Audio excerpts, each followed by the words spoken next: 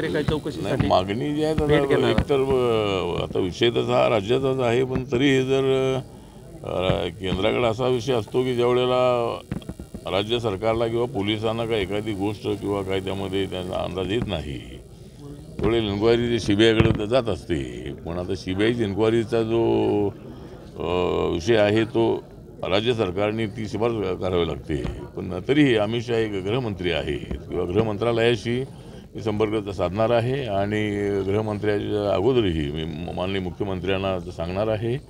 आणि या प्रकरणामध्ये लोकांच्या संतप्त प्रतिक्रिया आहेत आणि आरोपी लवकरात लवकर पकडले पाहिजेत आणि जो कोणी सूत्रधार असेल त्या सूत्रधाराला लवकर पकडलं पाहिजे.